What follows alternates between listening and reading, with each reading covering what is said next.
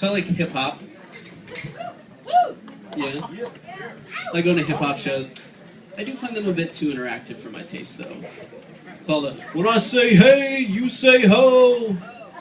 Alright, buddy. I didn't come for a rally. Just rap. The Wu-Tang Clan is the worst at this, you guys. Because the Wu-Tang Clan is pissed off because they haven't come to grips with the hardcore motherfuckers that were coming to their shows in the mid-90s. And the guys who are coming now.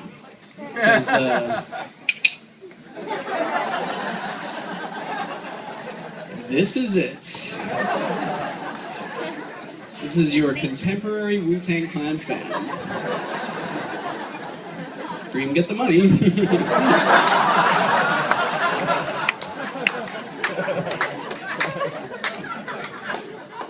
So I just showed a Wu-Tang show a couple years ago here in the city, and before the show we're all outside lined up, and it's just your typical San Francisco crowd, just a line of tweed hats and North Face jackets, just a line of me.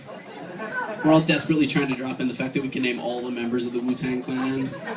He was like, programmer, black guy, also a programmer, grad student, programmer. And you get in there, and they're fucking exhausting.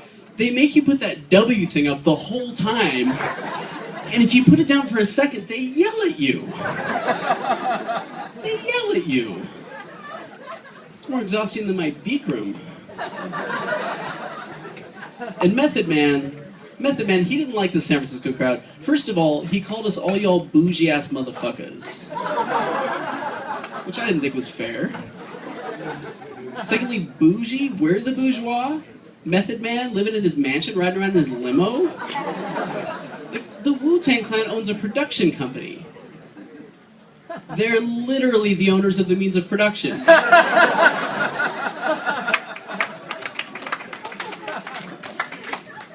the end of the show, U-God grabs the mic, he's like, yo, after party at the Hyatt. Method Man, he didn't like this. He did a beeline from the back of the stage, grabs the mic, he's like, nah, none of y'all bring your asses to the Hyatt.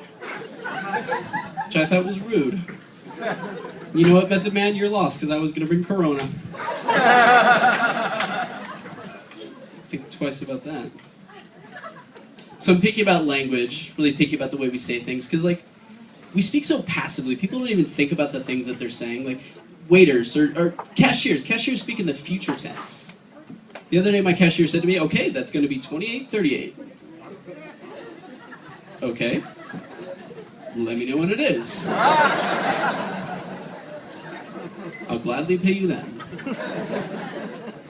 And then in some sort of cross-industrial field, you've got waiters. On the other hand, they speak in the past tense. Were you all done with that? Did you want some more water?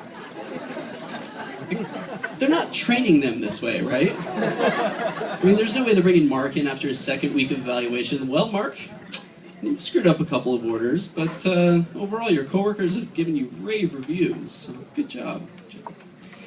I do want to talk to you about your tenses, though. My tenses? Yeah, Mark, we clearly asked you to speak in the past tense in training. No, I have been speaking in the past tense. Mark, that's present perfect. Mark, the other day I heard you greet a table. How are we all doing, folks? Yeah? How were we all doing, folks? How were we all doing? Mark, your tenses are all over the place. You've been hanging around that cashier again, haven't you? She's no good for you, Mark. She's no good.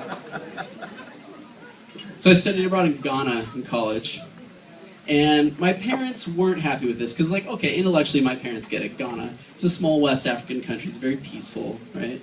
But when your kid goes there, it becomes Africa. And it's got kidnappers and face-melted diseases. So my parents thought I would step off the plane and they would greet me with, sir, here are your captors, they'll show you to the trunk of the car. And I'd be off. That didn't happen. Ghanaians are very, very friendly people. Also, some hardcore Christians. And they're aggressive too. They're coming after you all the time to talk to you about Jesus and invite you to their 3-hour church services. for me, the conversations were always the same. It was always, hello, what is your name? My name is John. 3, 2, 1. Oh, like John the Baptist. Yeah, like John the Baptist. And I'm thinking, like, wait a minute. I'm the white American coming to your West African country and you're converting me to Christianity? What kind of crazy reverse missionary movement is this? It's like they're going, here, have this. No, we gave that to you.